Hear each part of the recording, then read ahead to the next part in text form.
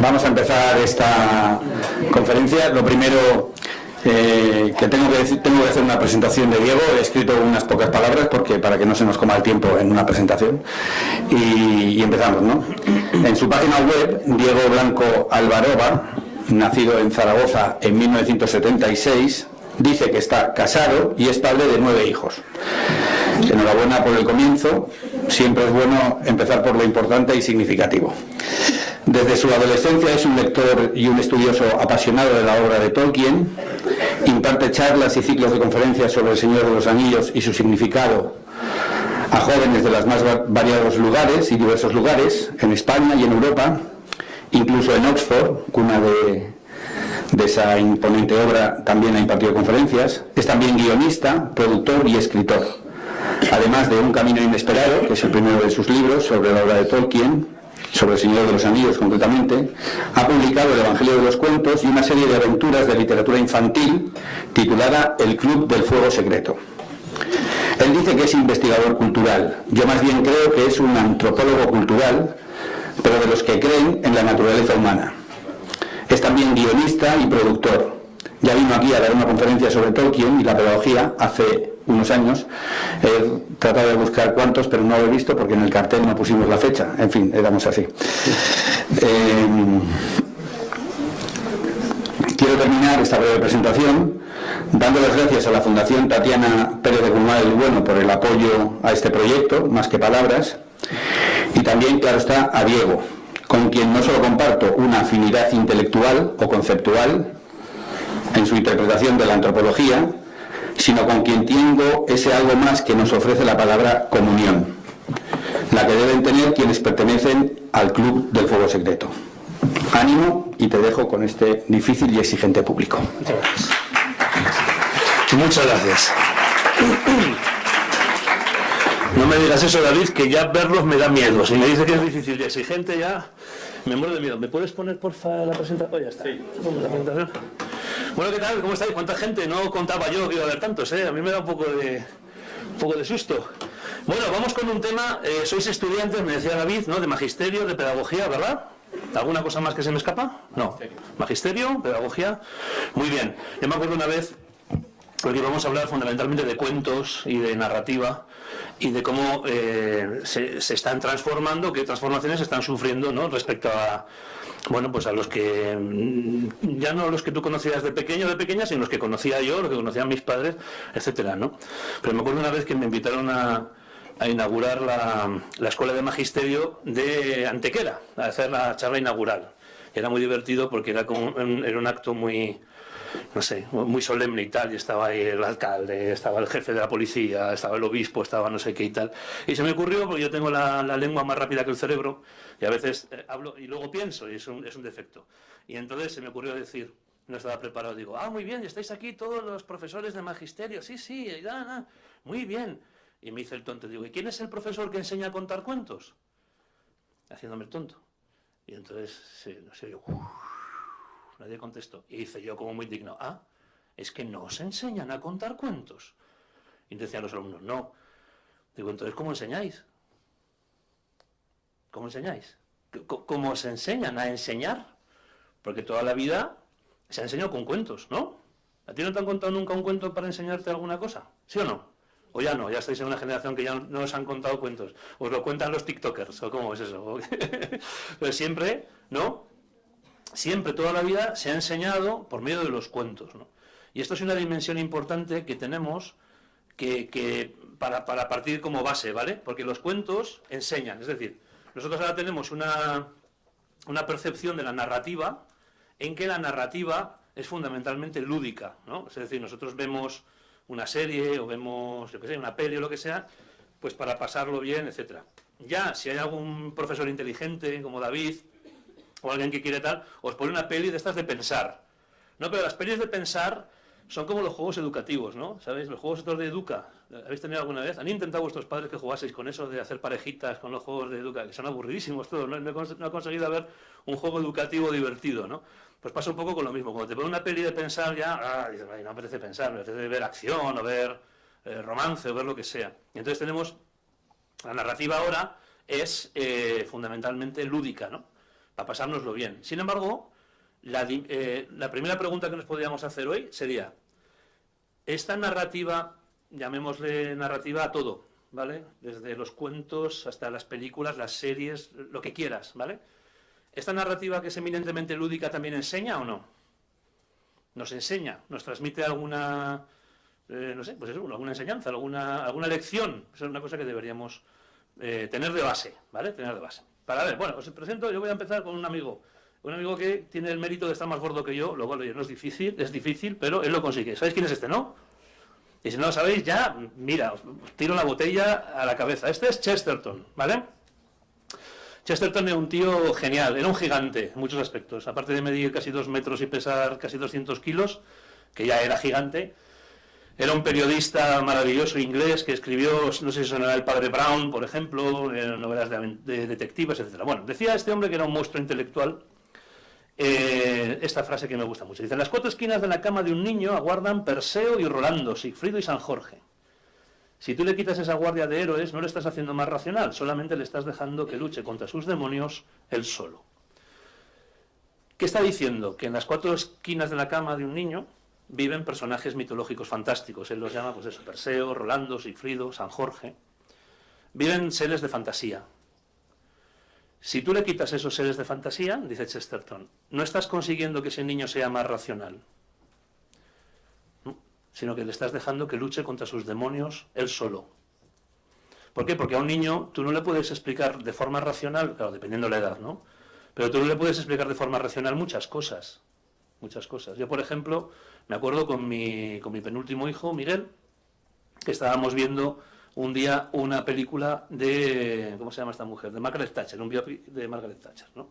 Y mi hijo era muy pequeño, tenía como, no sé, 5 años o 6, pero como se traga todas las películas que veo yo, le encantan, pues ahí andábamos los dos viendo la película. Y de repente llega el momento que aparece la guerra de las Malvinas. Si os acordáis, una guerra que hubo entre Argentina e Inglaterra. Sale ahí todos los soldados y tal. Y mi hijo me hace la pregunta del millón, oye papá, ¿quiénes son los buenos? ¿Los ingleses o los argentinos? Y entonces yo, claro, me lo quedé mirando y digo, ¿y cómo le explico yo a un crío de 6 años el conflicto de la guerra de las Malvinas? Primero, que no lo entiendo ni yo. O sea, que apenas lo entiendo yo, qué pasó. Pero segundo, ¿cómo le transmito yo a este niño, ¿no? ¿Quiénes son los buenos, quiénes son los malos? O intento hacérselo entender. Entonces entendí una verdad muy grande, que el niño necesitaba la fantasía. ¿Por qué? Porque si yo, por ejemplo, me es muy difícil explicarle quiénes son los buenos y quiénes son los malos en la guerra de las Malvinas, porque, en primer lugar, yo no lo sé, para empezar, o no lo tengo claro, es muy fácil coger, por ejemplo, el Señor de los Anillos y decir, mira, ¿ves esa batalla tan grande? ¿Ves los orcos? ¿Ves esos así terribles que tienen cara de monstruo? No hace falta ni que le diga que son los malos, ¿verdad? Ya identifica que son los malos. ¿Ves esos caballeros que están ahí con espadas y tal? No hace falta que te lo diga, porque tú ya diferencias enseguida quién es quién. El niño lo diferencia enseguida. Dice, mira, los malos son los que sirven a este señor oscuro y los buenos son los que luchan contra este señor oscuro. Ya está. Y el niño ya tiene esas categorías y se queda tranquilo. Porque un niño generalmente no se queda tranquilo nunca. Porque necesita saber dónde está, qué es el bien, qué es el mal. Veréis que lo preguntarán mucho, ¿vale? Esta es la clave importante que quiero transmitir hoy. Porque cuando hablamos de transformaciones en la narrativa infantil y juvenil, podríamos hablar de muchas.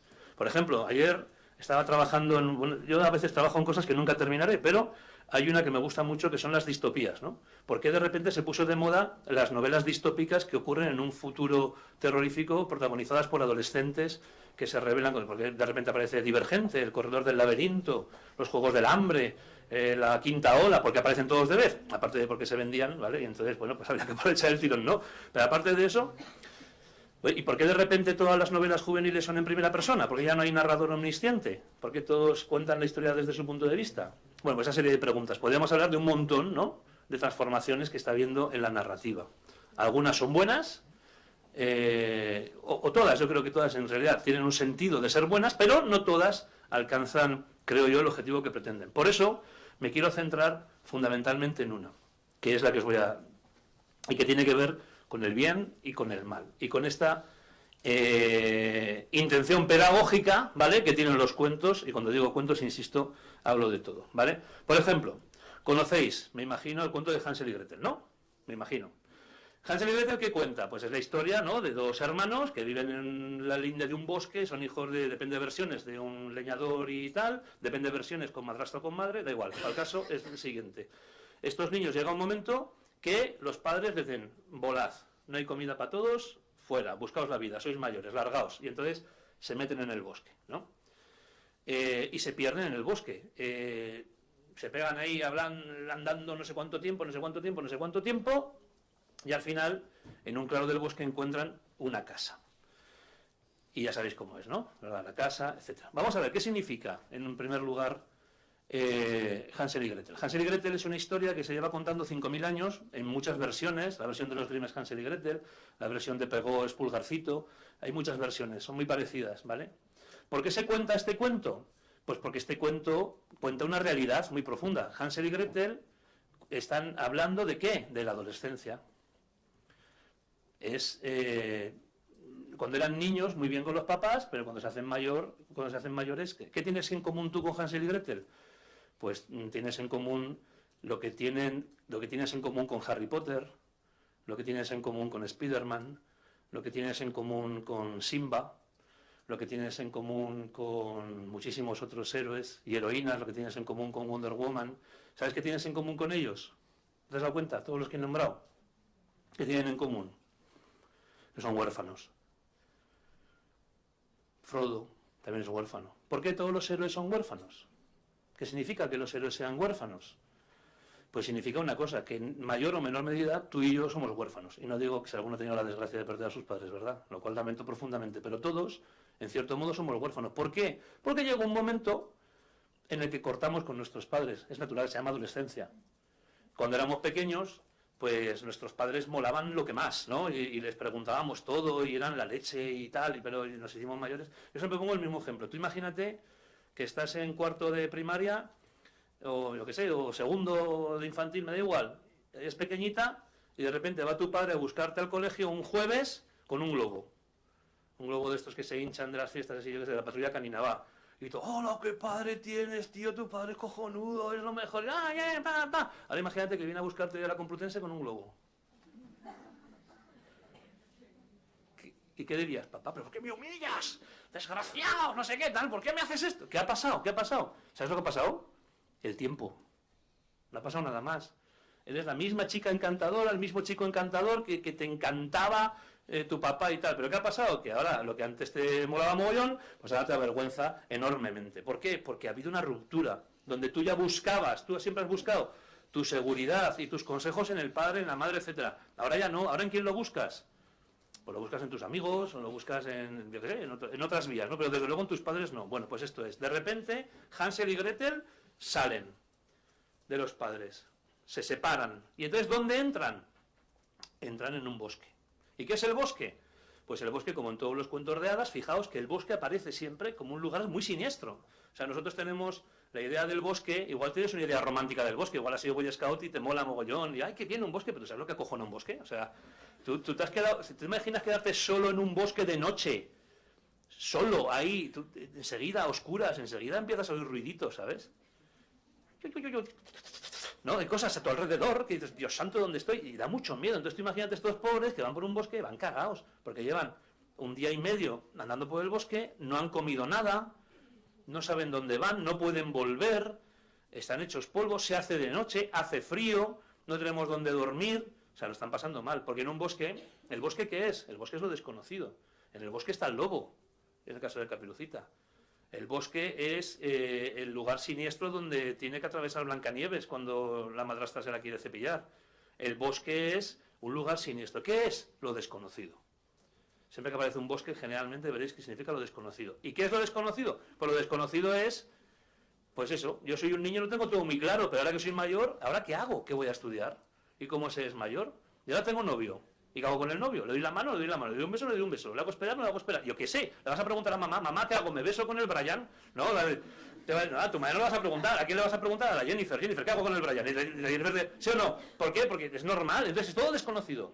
Con respeto absoluto a Brian y Jennifer, que son nombres que utilizo estándar siempre, ¿vale? O sea, siempre utilizo Brian y Jennifer. Entonces, claro, es desconocido. Y entonces, En mitad del bosque hay una casa. Fijaos que en mitad del bosque siempre hay una casa. Blancanieves en mitad del bosque hay una casa. Hansel y Gretel en mitad del bosque hay una casa.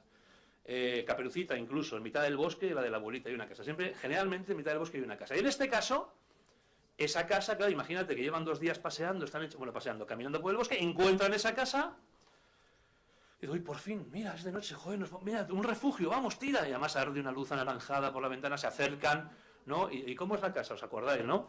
Es de dulces, de chuches, de galletas, de bizcocho, de chocolate, de tal. ¿Y qué hacen? Se ponen a zampar, pim, pum, pum, pum, pum, pum, sin ningún problema, ¿no? Y ya está.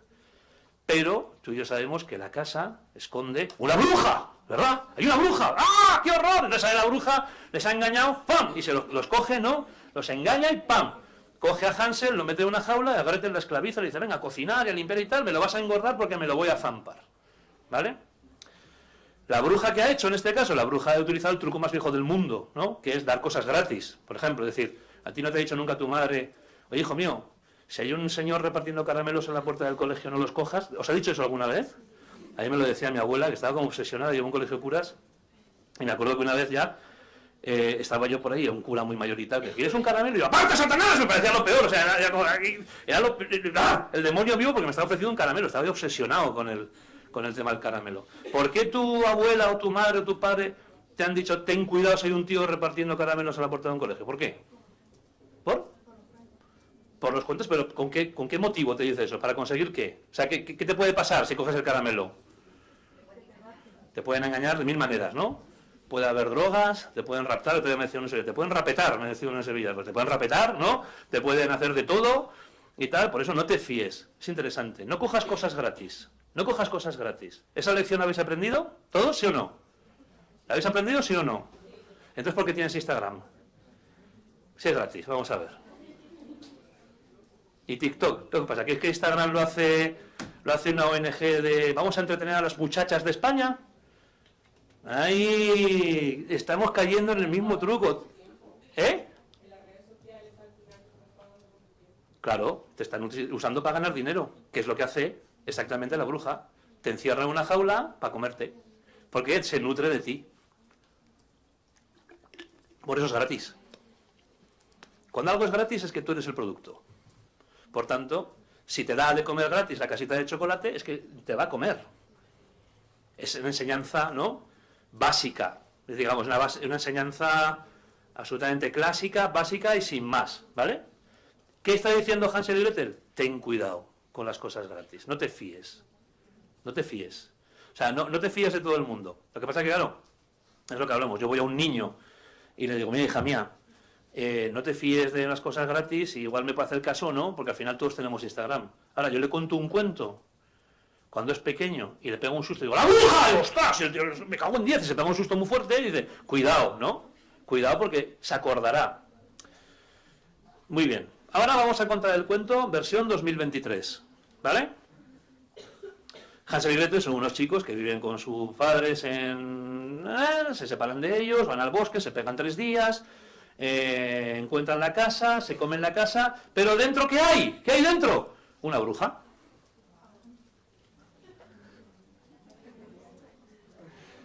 Y dice, pasad. Veréis, seamos amigos, no pasa nada. Y entonces se quedan con los niños, pasan no sé qué, pasan una tarde muy agradable y al día siguiente les indica el camino de vuelta y vuelven, ¿no? ¿Por qué estamos contando el cuento así ahora? Y tú puedes decir, hombre, pues para que el niño no tenga miedo, por ejemplo, ¿no? Ahora se dice que los cuentos dan miedo a los niños. Y yo vuelvo a decir una frase de Chesterton, segunda frase que cito hoy, dice, no, los cuentos no dan miedo a los niños. Dice, el miedo vive dentro de los niños desde que son niños. A ti te da miedo todo. Al niño le da miedo a la oscuridad, le da miedo a la tía de Burgos, esa que viene a darte un beso. ¡Oh, hijo mío, con esos dientes así grandes! Le da miedo todo al niño. Al niño le da mucho miedo todo. Dice, los cuentos no meten el miedo al niño. Lo que hacen los cuentos es que le dan la posibilidad de vencer ese miedo. Es decir, dice Chesterton, literalmente dice, no le da miedo el dragón. O sea, no dan miedo al dragón. Lo que hacen es que le dan un San Jorge para vencer al dragón. Porque en el fondo piénsalo fríamente. ¿Qué significa Hansel y Gretel?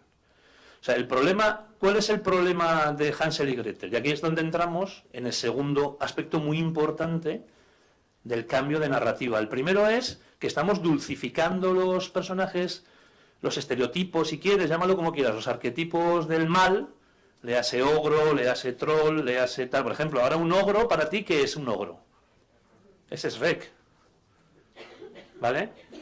¿Es que es malo Shrek? No, yo no digo que sea malo Shrek, yo digo que para ti el ogro es Shrek, para mí no era eso el ogro. El otro día me llamó un niño, bueno, me mandó un mensaje, un lector muy preocupado, porque dice, oye, perdona, era muy gracioso, me escribió una carta y decía, no sé si una carta o un audio, no me acuerdo cómo fue, pero vamos, me preguntaba y decía, oye, ¿qué son más malos? Que tengo una duda muy grande, ¿qué son más malos, los ogros o los trolls? Y estaba el tío preocupado. Y claro, invertí mi buen rato en contestarle, pues una pregunta que merece la pena contestar. ¿Sabéis quiénes son más malos? Lógicamente. ¿Quiénes son más malos, los ogros o los trolls? ¿Qué opináis? Los ogros, porque son malos inteligentes, los trolls son tontos, pobres. O sea, que son malos inteligentes. Bueno, pues justificamos. Pero si yo te digo ahora, un ogro, me dirás, es Shrek. Si te digo un vampiro, ¿quién me dirás? ¿No? Si te digo una vampira, me dirás vampirina. Si te digo, ¿no? Luego lo veremos. ¿Hay un cambio? Curioso. ¿Hay un cambio en esto? Hay un cambio. Llama la atención. Pero claro, es interesante porque ¿qué quiere enseñar Hansel y Gretel? Desde hace 5.000 años, pues lo que quiere enseñar es, mira, cuidado, hijo mío. Cuida porque no te fíes del que te dé cosas gratis. ¿Y qué más te quiere enseñar? Y aquí es donde entramos en el segundo punto importante. Decimos, dividir entre el bien y el mal es maniqueo, por tanto es injusto, ¿no? No se puede dividir. Los buenos son blancos, los malos negros, no hay gris. Entonces, por tanto, hay que valorar los matices de la naturaleza humana. Digo, sí, pero te estás equivocando. ¿Por qué? Porque para encontrar los matices, ¿dónde están los matices de la naturaleza? No están en el malo, están en el protagonista, que tiene defectos. Porque Hansel y Gretel tienen defectos, tienen un profundo defecto. ¿Cuál es el defecto que tienen Hansel y Gretel? Pues el defecto que tienen Hansel y Gretel, como dice Sheldon Kasdan, no Cooper, que me sabe decir Sheldon Cooper. Sheldon Kasdan es un psiquiatra estadounidense muy interesante que escribió mucho sobre los cuentos y dice, el problema que tienen Hansel y Gretel es la gula. No la gula entendida como pecado católico, sino la gula entendida como problema infantil. ¿No crees que los niños tengan gula? ¿Es que no has ido nunca con un niño en buffet libre? ¿No has desayunado nunca con un niño en un hotel? ¿No has visto cómo acumula croissants? Bueno, me pasa a mí, tengo casi 50 y los acumulo, ¿me entiendes? Un niño igual, acumulan croissants, colacao, chocolate y al final... ¿Por qué? Porque no tienen control. Ellos cogen y cogen y cogen y cogen, comen y no pueden más y se lo dejan. Tienen un problema digamos así, de gula. Entonces, ¿cuál es el problema de Hansel y Gretel? El problema de Hansel y Gretel tiene un problema muy grave. Es que van a la casa y comen. No llaman. Buenas, ¿puedo comerme un trozo de techo? No, van y sienten que es suyo. Cogen lo que les da la gana y comen. Si volvemos con el ejemplo del adolescente, ¿qué se encuentra el adolescente en el bosque? Se va a encontrar una casita de chocolate exactamente igual. Lo que pasa es que en vez de chocolate, de galleta y de bizcocho, ¿qué hay? ¿Qué hay en el mundo adolescente? ¿Dónde está la casita? ¿Qué hay? Pues lo que se decía, sexo, drogas y rock and roll, Instagram, lo que tú quieras. Entonces, tú coges eso para el adolescente y dices, coño, cojo un poco de sexo, esto es estupendo, cojo un poco de alcohol, esto es maravilloso, cojo 2 porros, que bien me lo paso. Pero, ¿qué enseña el cuento? Dice, cuidado, porque eso esconde una bruja. ¿Por qué? Porque el primer porro siempre es gratis, siempre. No conocía a nadie jamás que el primero lo pagase. El primer porro siempre es gratis. Pero dice, cuidado, porque eso esconde una bruja. Bueno, antiguamente escondía una bruja, ahora esconde esta. Si ahora esconde a esta bruja tan maja, te está diciendo, no pasa nada, cógete los porros que quieras porque no te va a pasar nada. Y a un niño le estás diciendo, no hay problema, coge lo que te ofrezcan, porque no hay peligro. Y antiguamente decíamos, cuidado, porque hay peligro. ¿Entendéis el cambio de narrativa? ¿Y cuál es el problema de los niños? Que tienen gula. ¿Y entonces qué significa el cuento? Que tienen que vencer. ¿Con quién se encuentran los niños dentro de la casa? Antiguamente, ¿con quién se encontraban? ¿Qué era la bruja? Era la gula. ¿Y sabéis por qué era la gula? ¿Por qué lo sabemos? Porque se los quiere comer a ellos. Entonces, ¿qué están haciendo? Pues personajes profundamente imperfectos como son Hansel y Gretel están luchando contra su imperfección. Y están aprendiendo que esa imperfección se puede vencer. ¿Entendéis la diferencia que hay entre este concepto de un cuento y el concepto maniqueo del bien y del mal? No se parecen nada. ¿Sí o no? Por eso es importante contar los cuentos. O sea, no sé si es importante, o sea, no sé si esta es la expresión. Quiero decir que hay que tener mucho cuidado cuando los cambias. Porque cuando los cambias, igual estás cambiando una estructura que ha funcionado muy bien. ¿Para qué? Pues para transmitir, como decía, una enseñanza desde hace muchos años. Pero muchos años, hablamos de milenios. De milenios. Y yo pregunto, ¿es que hay algo de malo en decirle a un niño, ten cuidado, no cojas el caramelo en la puerta de un colegio? Y de contarlo de la manera en la cual el niño lo puede entender, que es por medio de un cuento. ¿Vale? Por eso yo digo, ¿por qué ahora, por qué existe esta fascinación actual con que los protagonistas sean los personajes que cuando yo era un chaval eran los malos? Por ejemplo, entiendo que habréis visto Miércoles. Muchos, ¿no? O ¿por qué nos encontramos con esto? O por qué... Este era el malo, ¿eh? Cuando yo leía cómics, yo he leído cómics antes de que tú nacieras. Te lo digo ya así, me pongo la medalla, de friki. Yo leía Batman antes de que tú fueras pensado. Y ahora nos extraña mucho, a mí me extraña muchísimo, de verdad, porque ahora este es el prota. Ahí está el punto. ¿Tienes que empatizar con el mal o tienes que empatizar con el protagonista que es profundamente imperfecto? Ahí es donde voy a intentar llegar, ¿vale? ¿Y por qué esta? ¿O esta? ¿Por qué de repente, en 30 años, han cambiado de tal manera los arquetipos que se ha cambiado el mal por el bien y el bien por el mal? Digamos en la narrativa más mainstream, ¿vale? No me meto en profundidades muy profundas, sino en la más mainstream. ¿Por qué? Pues porque ha habido evidentemente un cambio de época. Y este cambio de época al cual nos enfrentamos es el que nos hace ver en televisión esto. Que todos los personajes con los que estamos jugando o los que vemos, los niños, porque yo no tengo ningún problema en que tú que tienes 19 años empatices con el Joker o con quien quieras, o 20, pero tengo un grave problema con que un niño de 6 lo haga. Eso sí que me da más miedo. ¿Por qué? Pues porque hay que ver, hay que entender. ¿Cómo explicas al niño? Vuelvo al ejemplo de las Malvinas, que estamos explicando al niño. Hay que cuidar con esto. Estáis viendo, ¿no? Por ejemplo, estos son viejos ya, estos ya no son los descendientes, el Escuadrón Suicida, hemos visto antes a Maléfica, abajo a la izquierda tenemos a Breaking Bad, Juego de Tronos, House of Cards, Narcos, y para más niños, por Hotel Transilvania, por ejemplo, ahí tenemos a los vampiros y hombres lobos, ¿no? Y abajo a la derecha, pues como conocéis, tenemos a ¿quién? Al mismísimo Lucifer, ¿no? Curioso. A mí, por ejemplo, el ejemplo de los vampiros me llama siempre mucho la atención. Porque me hace gracia, la chica esta que está ahí, que se llama Bella, me hace gracia que tiene una duda, siempre dice, ¿qué hago? ¿Me quedo con el vampiro o con el hombre lobo? Y dice, joder, tía, pues tú sabrás, coño, porque uno es un vampiro y otro es un hombre lobo. Digo, pues se mira por otro lado, a ver, igual hay más gente, ¿me entendéis? O sea, esto yo me acuerdo que lo dije en esta misma presentación que hice que os contaba en Antequera, y luego me invitan a comer y tal, y fue muy, muy simpático, me invitan, había un matrimonio, una señora ahí, y me dijo, ya, que sepa usted que me ha gustado mucho lo que ha dicho. Sí, de los vampiros. Digo, sí.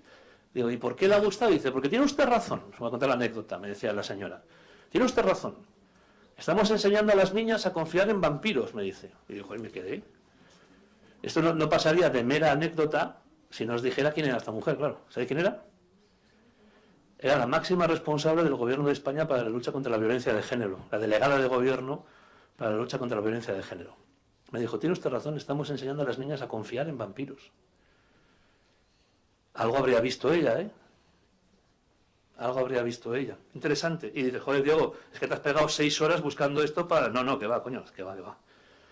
Que va. ¿Te habías dado cuenta o no de esto? ¿Te has dado cuenta que son todos, digamos, monstruos? Lo que nosotros llamábamos monstruos. A todos los niveles... ¿Va más allá de una moda? ¿Qué es esto? ¿Qué significa? Bueno, pues yo te digo, no sé si tengo la solución a esto, ¿vale? Pero yo te digo que estamos...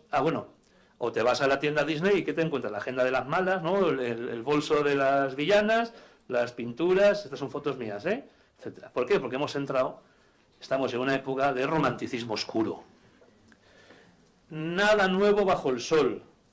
Estamos en el romanticismo. ¿Sabéis lo que es el romanticismo? entiendo que sí, es un movimiento, digamos, artístico, que viene después de la Ilustración, como respuesta a la Ilustración, donde todo es toda la razón, tal, donde prima el qué, prima la razón, la enciclopedia, el no sé qué. Una reacción a esto es el romanticismo. Y dentro del romanticismo, ¿que prima el qué? Prima los sentimientos, prima las emociones, ya sabéis, toda la novela romántica, los cuadros, etcétera. Y dentro de ese movimiento romántico hay un movimiento, hay una categoría que se llama el romanticismo oscuro, el dark romanticism.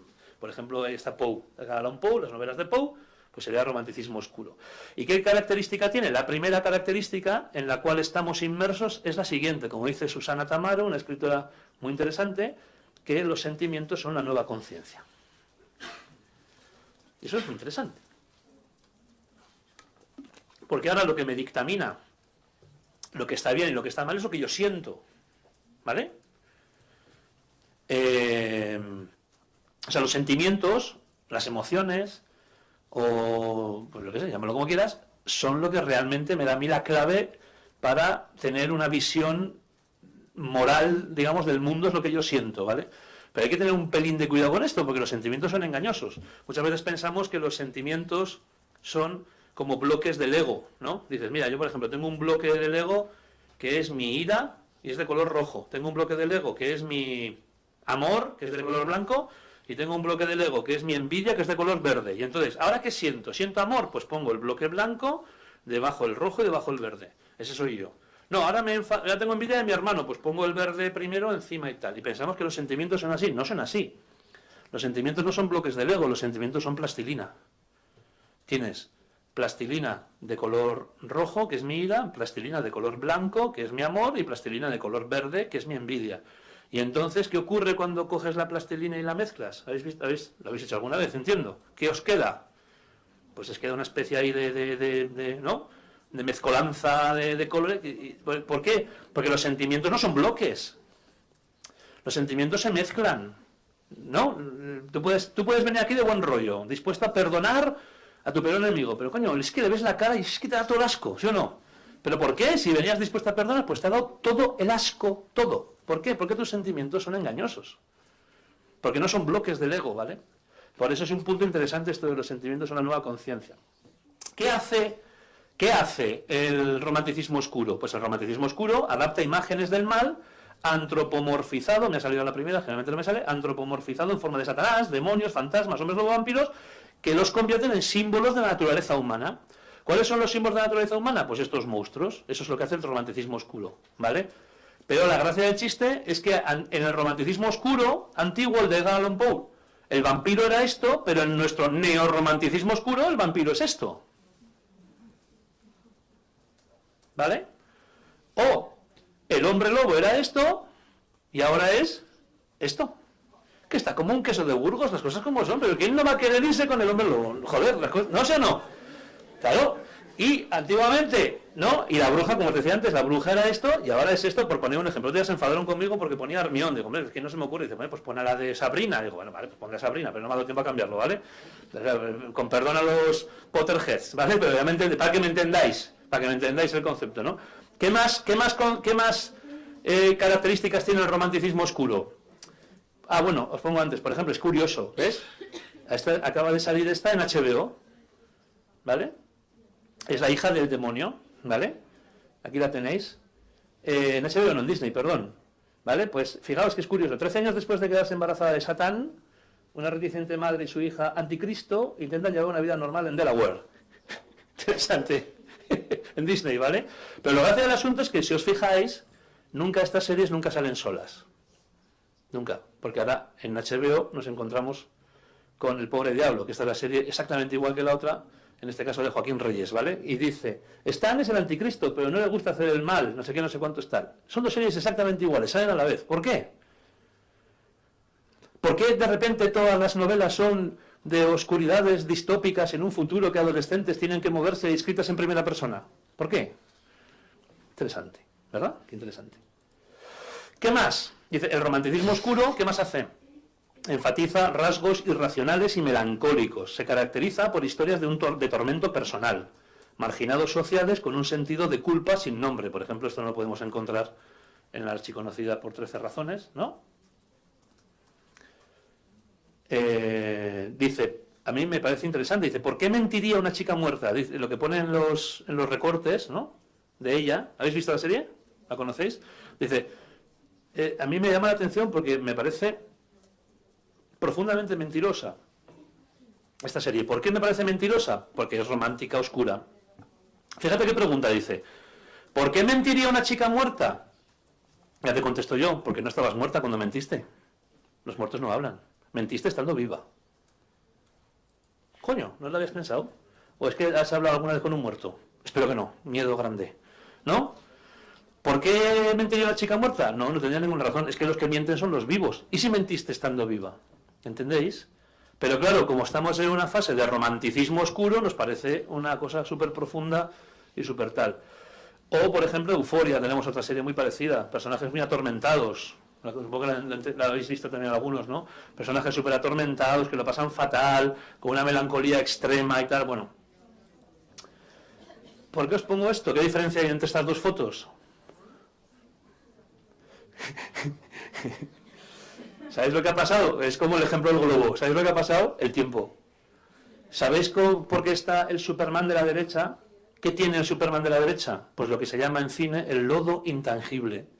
No sé si habéis observado que con los años las películas todas se han oscurecido. Pero se han oscurecido literalmente.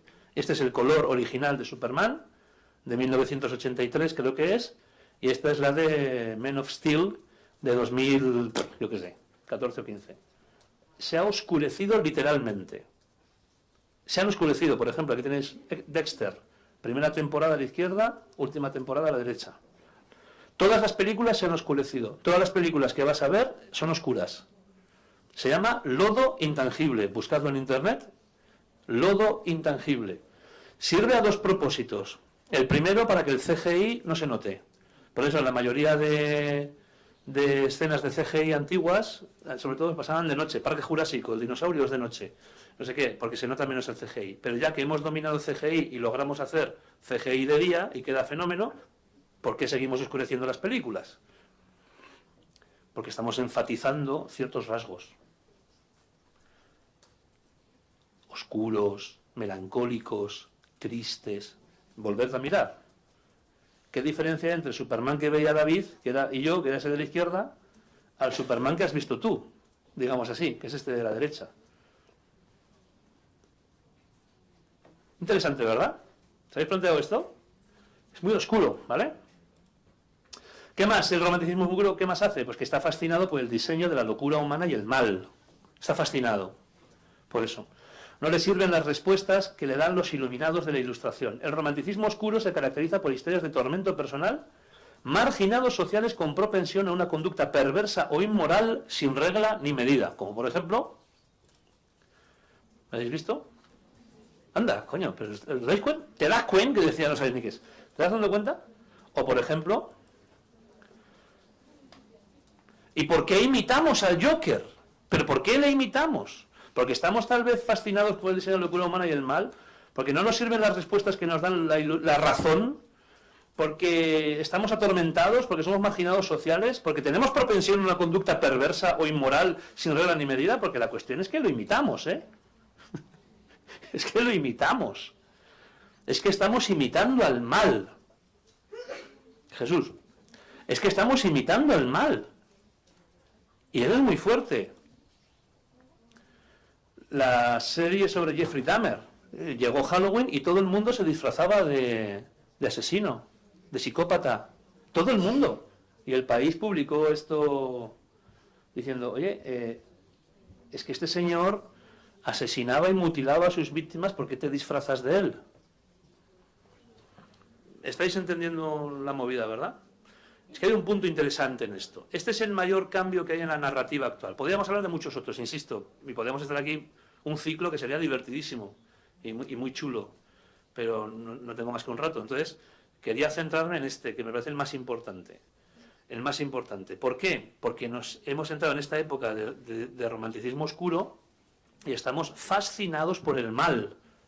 Así que atentos, chicos, porque os va a tocar educar, digamos, como profes, a una generación Y como decía al principio, educamos fundamentalmente por medio de los cuentos y de las historias, y entonces piensa qué historias y qué cuentos vas a tener a tu disposición.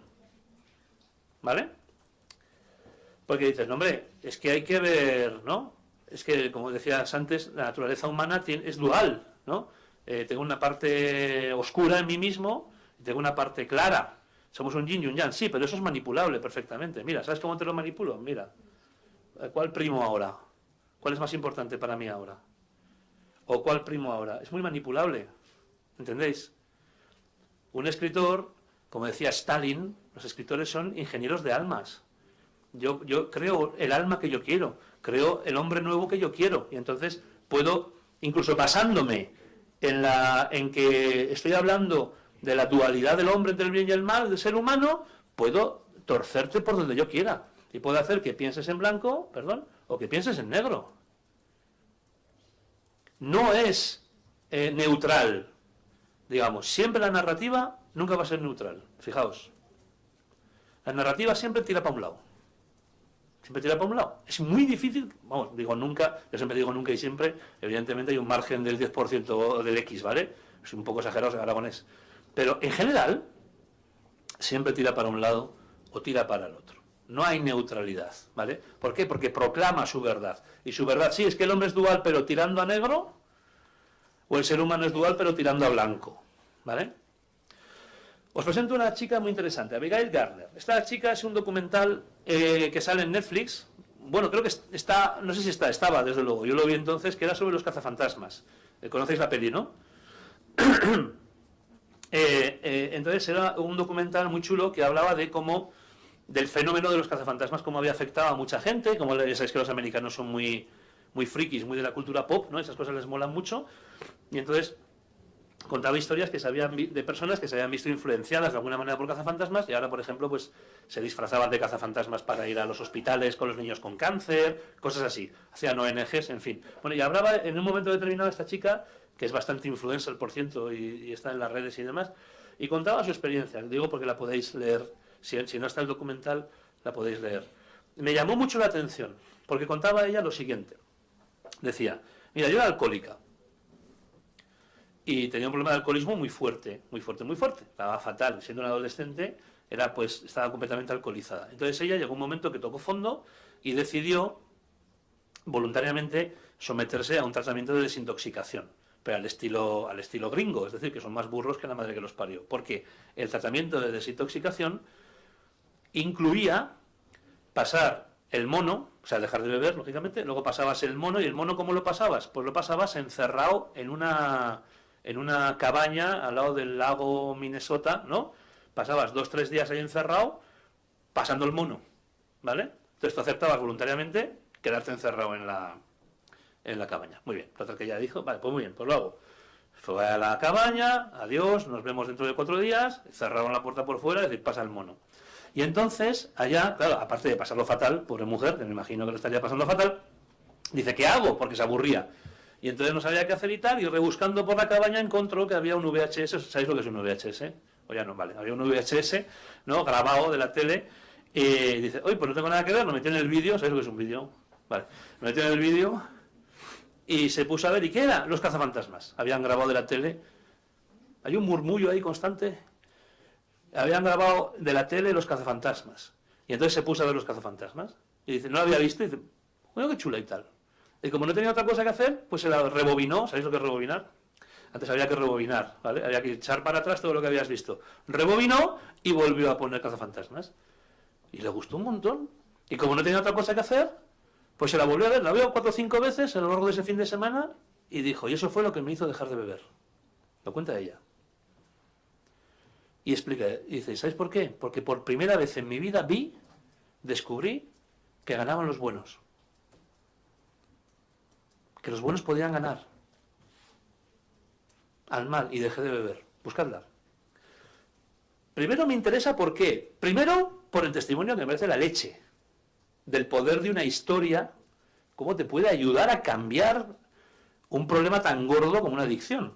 Y segundo, porque la que ella llamaba los buenos eran esta gentuza, que son probablemente los protagonistas más imperfectos de la historia del cine. El de la izquierda es un pervertido sexual salido, estúpido y pesado. El de al lado suyo es tonto perdido, demasiado crédulo, hasta para ser parapsicólogo se creen más mentiras de las que deberían. Y el del otro es una especie de autómata, Sheldon Cooper medio loco, como una cabra. El pobrecito, el del medio, el Winston, es el único que se salva, pero claro, como llega al final de la peli, no tiene mucha importancia en la trama. Estos son los buenos, y los buenos eran profundamente imperfectos. O sea, son gente imperfecta, son gente que tú estando con ellos no querrías estar, porque están locos, porque son idiotas, o porque son unos guarros. Pero enseguida ella supo diferenciar que eran los buenos. ¿Por qué? Porque estaba muy claro que era el mal. Y en este caso no había duda, el mal que eran los fantasmas, los monstruos, los perros aquellos, ¿no? Estaba clarísimo. Y entonces ella dice, vi que ganaban los buenos. ¿Por qué? Porque no le importaba la calidad moral del protagonista, no era lo importante. ¿Qué era lo importante? Lo importante es que luchaban contra el mal objetivo. Por eso, las historias bien escritas, al final veremos, intentaré hacer una aproximación de qué significa bien escrito, ¿vale? Las historias bien escritas, los protagonistas no son perfectos. Los protagonistas perfectos son insoportables. Son muy aburridos. ¿Cuál es el personaje más aburrido de la historia de la cultura pop? ¿Cuál me diríais que es? El más aburrido de todos. Yo te diría Superman. ¿Por qué? Porque es un coñazo, ¿sí o no? Superman es un coñazo, porque puede con todo. Es decir, hay un atraco, pues no pasa nada, va Superman y va, pues le pega cuatro leches porque tiene super fuerza, tiene super visualización. Bueno, supervisión no, que parece que es otra cosa, ¿no? Que dice Super López. No tengo supervisión, tengo tal, bueno, igual. Tiene nada, tiene no sé qué, tiene rayos X y lo soluciona. Hoy una... ¿Qué problema? Pasa nada, va Superman y lo soluciona. ¿Qué hace interesante a Superman? ¿Qué es lo que hace interesante a Superman? ¿Qué me lo sabes decir? No, más interesante todavía. A Superman como superhéroe, ¿vale? ¿Pero qué le hace interesante realmente a Superman? Gracias, la kriptonita. ¿No sabéis lo que es la kriptonita? ¿Sí? Es un mineral de Krypton que le vuelve débil. Y eso le hace interesante, porque entonces yo voy y digo, va Superman, o sea, hay un atraco, no pasa nada, que va Superman y lo soluciona. Y digo yo, pues no, tan fácil. ¿Por qué? Porque los atracadores tienen pistolas de kriptonita. Y digo, joder, eso me interesa. Ahora me interesa. Ahora ese personaje funciona. ¿Por qué? Porque no es perfecto. Ahora se están diciendo que el bien está encarnado en figuras que representan la perfección, y no es verdad. Los personajes que encarnan el bien, generalmente, si están bien escritos, son profundamente imperfectos. O deberían ser profundamente imperfectos. ¿Por qué? Porque si no, no funcionan. Nadie soporta al caballero andante que todo lo hace bien, ¿no? Es insoportable, es pesadísimo. Por eso, pero eso no significa, yo puedo tener un caballero andante alcohólico, me lo acabo de inventar, pero sigue siendo un caballero andante. Entonces, funciona. ¿Por qué? Porque esa imperfección es la que hace que funcione, pero sin embargo sigue encarnando el bien, ¿entendéis? No hace falta que yo vuelva bueno al malo para entender mi mal. Si yo tengo que entender mi mal, mi parte negra del yin y del yang, la solución no está en que yo vuelva bueno al malo, porque el malo es malo, porque el lobo existe, por desgracia. Ya nos gustaría que no existiese el lobo, pero existe. Y hace daño a las niñas, y abusa de ellas en Instagram, y no sé qué. ¿Por qué? Porque el vampiro existe. Ya me gustaría a mí que no existiera, pero existe, por desgracia. Y ataca a las chavalas por las noches a escondidas. El problema no es que yo, para comprenderme a mí mismo, tenga que decir que el malo es bueno. No, señor. Porque el malo es malo. Y hay malos de verdad. Y por desgracia lo estamos viendo cada día más en la sociedad. Es una pena. Pero no se van, digamos. No desaparecen, ¿verdad? Están ahí. Están ahí. Entonces, ¿cuál es el punto? El punto es comprender que el héroe es imperfecto. Luego lo veremos al final. El héroe es imperfecto, porque si no te pueden manipular. Mira, te voy a enseñar un juego, lo he hecho 1000 veces, ¿vale? Entonces igual alguno se lo sabe, porque siempre hago este juego. Pero hay un juego aquí que a mí me gusta mucho, así nos distendimos un poco, que voy ya terminando. Hay un juego aquí muy chulo, que a mí me gusta, que es para que entendáis cómo funciona el lenguaje, es decir, cómo los escritores y creadores y tal utilizan el lenguaje para transmitir un mensaje, ¿no? Por ejemplo, ¿esto cómo se hace? El lenguaje es como ¿cómo se dice? Como cuando pintas un cuadro. Si tú ves un cuadro, o sea, tú te vas al Prado, ahora vete al Prado. Y vete a ver, yo qué sé, las lanzas de Velázquez. Si te pones muy cerca del cuadro, que no te dejarán, ¿verdad? ¿Pero qué verías? Verías como manchas de pintura, ¿no? Para ver el cuadro, ¿qué tienes que hacer? Echarte para atrás. Si tú te echas para atrás, tienes que tener cierta distancia y entonces vas a ver las meninas, o vas a ver las lanzas, o vas a ver lo que sea, ¿no? Si estás muy cerca, pero si te acercas verás que esa composición está compuesta, ¿por qué? Por trazos de muchos colores. Ahí está la genialidad del pintor, ¿no? Que hace con 100.000 trazos que parecen inconexos, coño, ha hecho una figura impresionante. Con el lenguaje pasa igual. Hay trazos inconexos que crean un mensaje, ¿no? Por ejemplo, vamos a hacer un juego muy sencillo. El objetivo no es que adivinéis porque vais a adivinar, ¿vale? Lo vais a adivinar. Pero el objetivo es para que veáis cómo yo te voy a dar 4 pinceladas y tú vas a rellenar lo que falta de esas pinceladas y vas a crear el cuadro. ¿Va bien? ¿Queréis jugar? ¿Sí? Vale. Pues entonces, yo te voy a hablar de un personaje, ¿vale? Voy a hacer un juego de adivinanzas, te voy a dar 4 o 5 pistas de adivinanzas. Es un personaje. Entonces te digo, bueno, es un personaje real, ¿vale? No ficticio.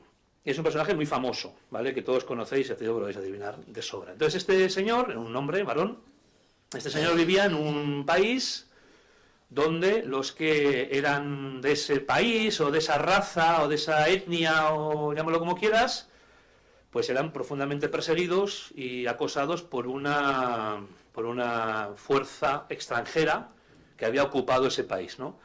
Entonces este personaje nuestro luchó contra esa injusticia, ¿no?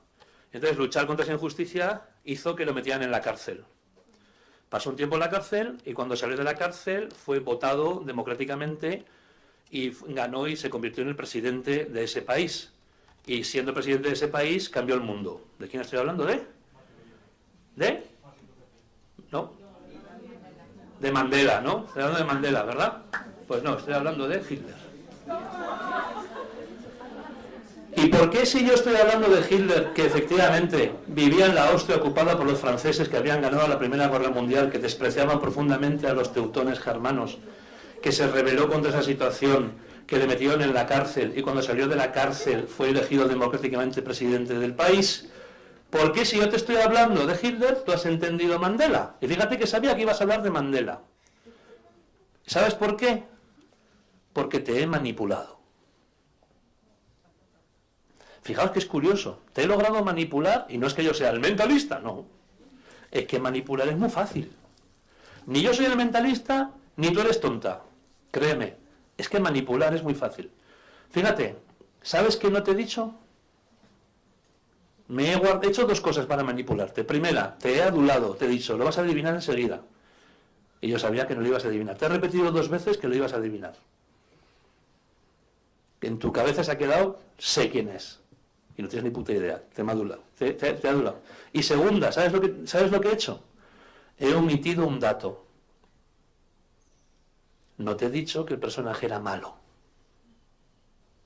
Porque si te llego a decir que no sé qué, no sé cuántos, que salió, que fue elegido democráticamente y que cambió el mundo, pero lo cambió a peor, porque era malo, malísimo, quizá no hubieras dicho nunca Hitler, porque no sabías su historia, pero que jamás hubieras dicho Nelson Mandela. Entonces, te he manipulado, no he dicho quién era el bueno y quién era el malo. Pensad ahora, si a los niños no decimos dónde está el bien y dónde está el mal,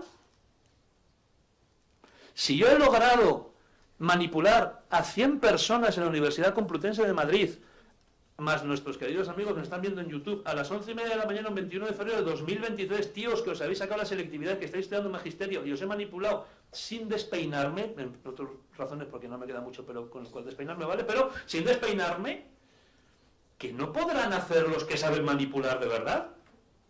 Porque cuando tengas dudas sobre esto, recuerda siempre que Diego Blanco te metió en el bolsillo a Hitler pensando que te metías en el bolsillo a Mandela.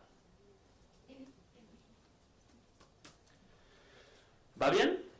Por tanto, es importante, sí. Mirad, y la última gran mentira de impostura, voy muy rápido para que podamos tener un diálogo que sería chuli, que me apetece mucho poder hablar con vosotros y eso, y dialogar, y discutir, y llegar a las manos y todo, estaría guay. La última gran impostura, a mí me parece interesante, primero, cuidado que los cuentos, vamos a repasar un poquito, los cuentos dan miedo a los niños. No, el miedo vive dentro de los niños. Los cuentos lo que hacen es darle un arma para vencer ese miedo que él tiene. Segundo, para entenderme yo, no tengo que justificar el mal, porque estoy haciendo un daño muy grande, porque el mal existe, hace daño a las niñas pequeñas en Instagram, viola mujeres en el parque, y existe. Esos arquetipos del mal existen, por tanto, justificándolos, estamos haciendo algo terrorífico. Para entender mi lado oscuro, tengo que mirarme en el protagonista. Si el protagonista está bien escrito, claro, ahora vamos a ver cómo se escribe un protagonista. Generalmente, en las narraciones clásicas, claro, porque ahora han cambiado todas tanto que ahora si os miráis en esta, siempre como estamos en este romanticismo oscuro, pues os identificaréis con el mal. Os sentiréis cómodos en el mal, nunca os sentiréis cómodos en el bien, porque os han dicho que el bien es maniqueo, que os han dicho que el bien es insoportable, os han dicho que el bien no hay quien puede y tal, es mentira, ¿vale? ¿Por qué? Ah, y la última impostura. ¿Dónde está la última postura? En el final feliz. ¿Cuál es la última mentira, digamos así? Bueno, mentira, para mí es mentira, ¿vale? Pero ¿cuál es la última gran mensaje que nos lanza la narrativa actual? Y cuando digo narrativa, insisto, peli, series, tal. Que el final feliz no existe, que es imposible, ¿vale? ¿Por qué? Porque el final feliz es una cosa infantil y que el único final real es el final, llámalo como quieras, ¿vale? Chungo, como quieras, de cualquier nivel de chunguismo me vale, pero el final feliz no vale porque es infantil, ya casi no va a terminar bien ni la patrulla canina, ¿vale? Pero es que ahora os tengo que explicar cómo se escribe un final feliz, qué es un final feliz. Para hacer un final feliz, los escritores utilizamos dos dimensiones del ser humano que le dotamos de ella a nuestros personajes. Los personajes, si están bien escritos, insisto siempre, tienen dos dimensiones, que son el want, lo que llamamos el want, y lo que llamamos el need, ¿vale? Perdón. El want, ¿qué es? El want es lo que quiere el personaje, y el need es lo que necesita, ¿vale? Por ejemplo, lo habéis visto, estoy gordo.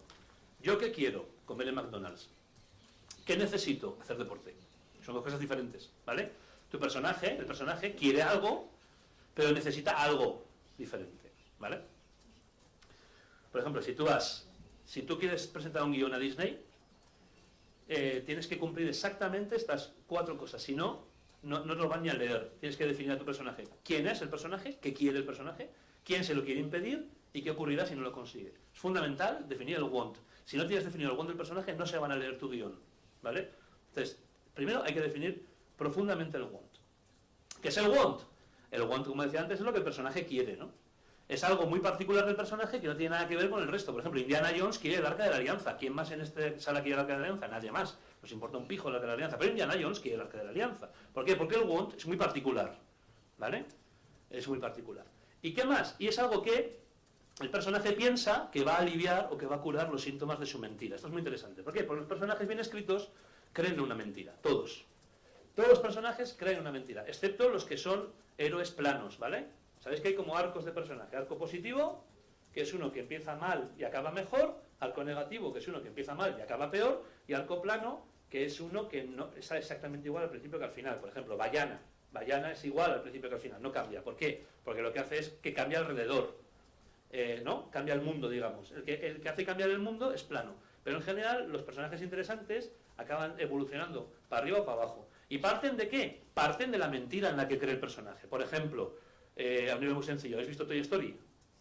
Vale, ¿qué mentira cree Buzz Lightyear? Que es un guardián espacial, que no es un juguete. Vale, el tío se la cree, o sea, cree 100%. ¿Qué mentira cree Simba? Que mató a su padre, no lo mató. ¿Qué mentira cree Woody?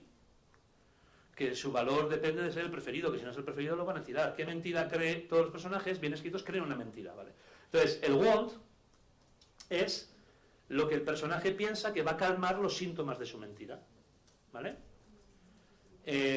Por ejemplo, bueno, da igual, lo vais a entender enseguida. O sea, vamos a ver un personaje que vais a entender. Por ejemplo, Aladín, ¿no? Pongo este porque viene en 4 días a Madrid y yo me saco entradas ¿no?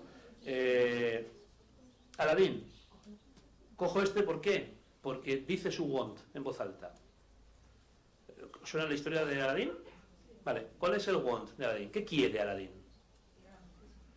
Pero para conseguir a la princesa, ¿qué quiere Aladín?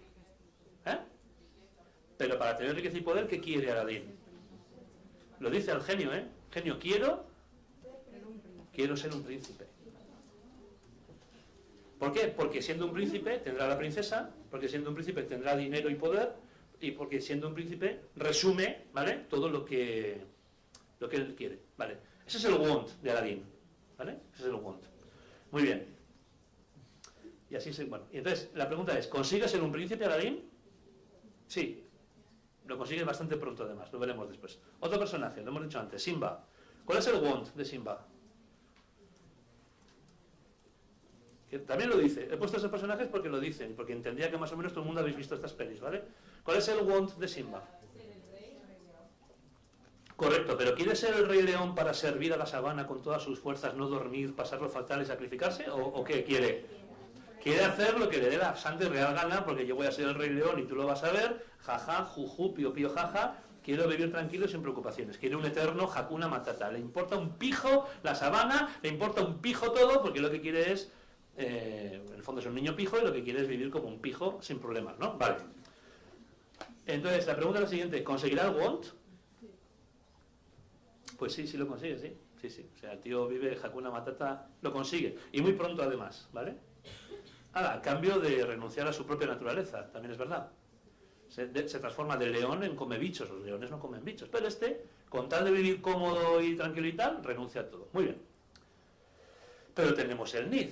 Porque la pregunta es la siguiente. Claro, si Aladín, cuando consigue el want, se acaba la película, ¿a qué no? Cuando se convierte en príncipe, acaba la película, no. Entonces empieza lo bueno. Cuando el Rey León consigue lo que quiere, se acaba la película, no. Entonces empieza lo bueno. Vamos camino del final feliz. Fijaos, el final feliz, para los que dicen que no existe, es conseguir el want. Pero nosotros vamos a conseguir el need, que es como se han escrito siempre las pelis. ¿Qué es el need? Lo que el personaje necesita de verdad. Y el need es la verdad, es el antídoto de la mentira en la que cree. Y además, si el want era una cosa muy particular, por ejemplo, conseguir el Arca de la Alianza, o los Horrocruxes, o el no sé qué, el need es muy genérico. Veréis que es un sentimiento que tenemos todos un montón de veces. El want es muy particular, el need es muy genérico. Y generalmente está oculto al personaje, no se lo dejamos ver al personaje. Lo tiene que descubrir él, ¿vale? Entonces, para entender el need de Aladín, como es el antídoto de la mentira, tenemos que entender en qué mentira cree Aladín. ¿En qué mentira creéis que cree Aladín? Él quiere ser un príncipe, porque se cree una mentira. ¿Qué mentira cree? Es una rata. Acordaos que el want es para calmar los síntomas de su mentira. Él piensa que siendo príncipe se van a calmar los síntomas de su mentira. Por tanto, ¿en qué mentira cree?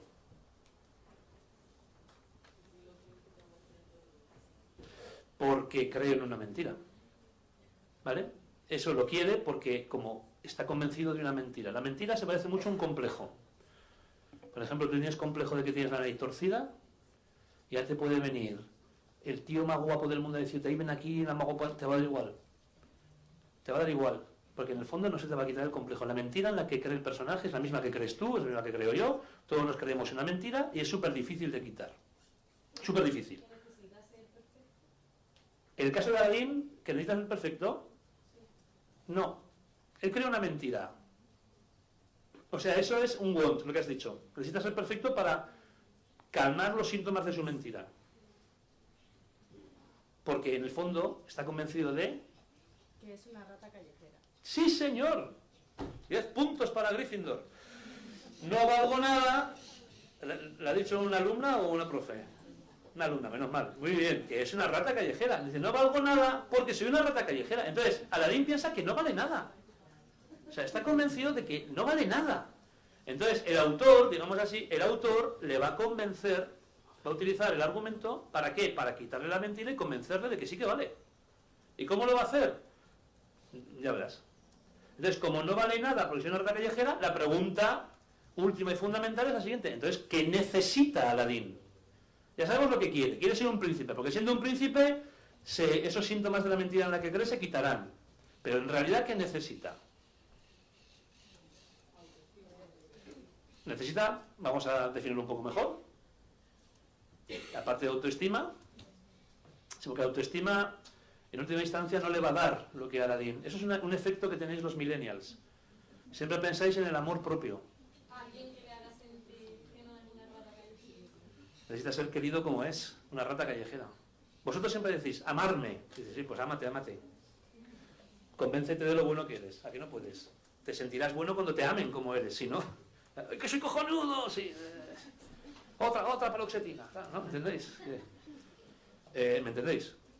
Necesita que alguien le quiera como es. Entonces la pregunta es la siguiente. ¿Va a conseguir esto? Pues fijaos lo que tiene que hacer el guión. Voy a saltarme al Rey León, ¿vale? Voy a saltármelo. ¿Va a conseguir esto? Pues mirad. Ahora es cuando vamos a entender si es importante o no que haya final feliz. O si el final feliz es mentira o es verdad. Esto es una estructura en 3 actos. Sencillísima, o sea, no tiene ningún misterio misterioso. Lo que llamáis planteamiento nudo desenlace, planteamiento desarrollo del conflicto y resolución, le llamo yo, que para el caso es lo mismo. Mirad que cada pelotita verde que hay ahí es un punto que se tiene que cumplir en la trama impepinablemente, ¿vale? Entonces, tenemos antes de la primera una especie de mundo ordinario, después esa primera pelotita verde es lo que llamamos el catalizador o llamada a la aventura, después viene el punto de no retorno, número 1, es decir, que si cruza ese punto no puede volver atrás, después empieza el segundo acto con el midpoint, que es el midpoint, ¿por qué? Porque ocurre a mitad de la película, es así de sencillo. A mitad de la película ocurre esto y se llama momento espejo. Después entras en el tercer acto por medio de una cosa que llaman los guionistas la noche oscura del alma y por último el clímax y la resolución. Mirad a ver cómo se consigue el final feliz. Fijaos que el autor, ¿qué tiene que hacer? Tiene que coger a Aladdin, hacerle entender que cree en una mentira, hacerle conseguir el want, hacerle entender que el want no le da la felicidad, hacerle comprender su need, que consiga el need, que se le quite la mentira y que de paso como premio consiga el want. Para que veáis, para que valoréis un poquito nuestro trabajo, te lo digo ya, muy subiditos profesores, los guionistas curramos mucho y todo en 3 actos y en 90 minutos. Tenemos que hacer eso. ¿Se puede hacer eso? Sí, ya verás. Bien, empezamos. Mundo ordinario. Bueno, este es el Rey León, me da igual. Y luego vamos con el Rey. Mundo ordinario. ¿Quién es el Rey León? Un niño pijo. Punto de catalizador de la trama. ¿Qué empuja la historia hacia adelante? ¿Qué es lo que hace que haya historia? La muerte de papá. Y ahí recibe la mentira. El personaje recibe la mentira. Dice, Simba, la has matado tú. Simba, ¿qué has hecho? Y entonces aparece el punto de no retorno. El punto de no retorno, generalmente el personaje cruza a otro lado. ¿Vale? ¿Cuál es el punto de no retorno? Si lo cruza Simba ya no puede volver. ¿Cuál es el punto de no retorno?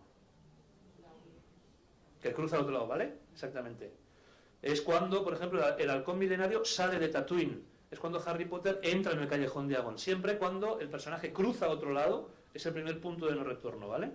Y después, atentos que va la gracia del chiste, automáticamente consigue el want. El want lo consigue al principio del segundo acto. Por tanto, ya está, ya lo tienes, ¿no? Ya has terminado la carrera, ya eres profesor, ya tienes dinero, ya te has ido a vivir a Oxford, ya has conseguido 50.000 seguidores, ya está, ya lo tienes, ya está, ¿no? Ya tienes el final feliz. Fijaos hasta qué punto se están tomando el pelo. Porque esto no es el final feliz, esto es el want. Fíjate a qué precio está pagando el want. Mira que bien está el tío ahí en su jacuzzi y su madre bien jodida con Scar. Y le importa un pijo. Su novia bien jodida con Scar. Y le importa un huevo. ¿Sí o no? ¿Sobre qué ha construido su want? Sobre la desgracia de los demás. Interesante. Entonces ya terminamos la película. Ya hemos terminado. Ya está. No. Un respeto a los autores. Es que, o sea, con esto lo que tenemos que hacer, que vea la mentira, quitarle la mentira, que consiga el want, tenemos que hacerle ver que el want no funciona. ¿Qué hacemos? Le ponemos el midpoint. ¿Y qué es el midpoint? Pues es lo que se llama el momento espejo, que es el momento en el que él se va a ver a sí mismo y va a decir, pero ¿quién eres en realidad? ¿Cómo está este momento, este midpoint en el Rey León? Aparece Nala y le dice, ¡qué bien, tío! Por fin vas a poder venir y solucionar todo el pifostio que hay en la sabana. Por fin, porque eres el rey, porque eres el león, tienes que venir y salvarnos. ¿Y sabes lo que dice? Entonces, él se ve a sí mismo, es el momento espejo, porque se ve en realidad quién es. Ostras, soy un león. Había dejado de ser león, comía bichos, pero soy un león, tengo que hacer esto. ¿Y qué le dice Simba a Nala? Ponte aquí y verás la sabana, ¿verdad? Antes que te den. Pasa mogollón, le importa un pijo, porque el problema que tiene Simba es que es un inmaduro. Es un inmaduro absoluto. Y entonces, pero entonces aparece el siguiente paso, que es La noche oscura del alma, que generalmente ocurre en la oscuridad, por eso es oscura, y hay escenas de mucha oscuridad, donde suele aparecer un mentor, en este caso aparece Rafiki, o aparece su propio padre que se le aparece al igual, y le explica por qué es importante que acepte ese reto. ¿Vale?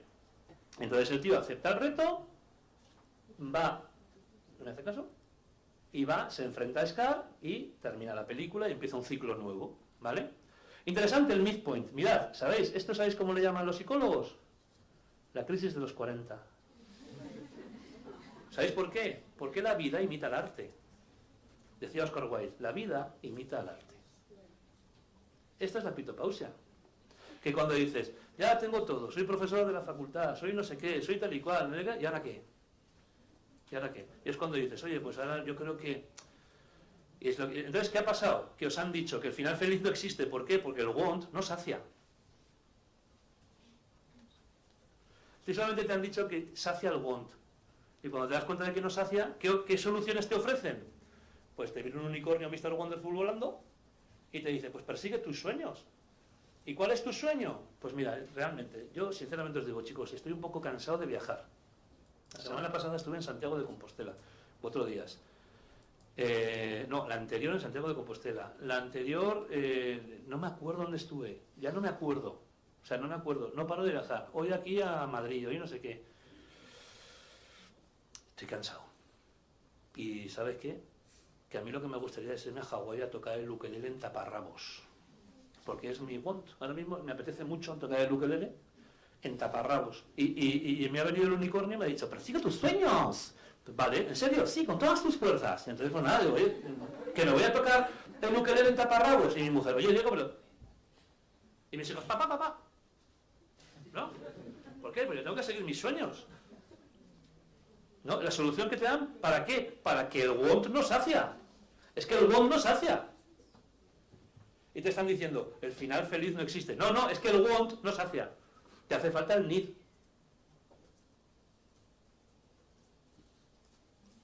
Porque un final feliz es con tu need. Mira la estructura.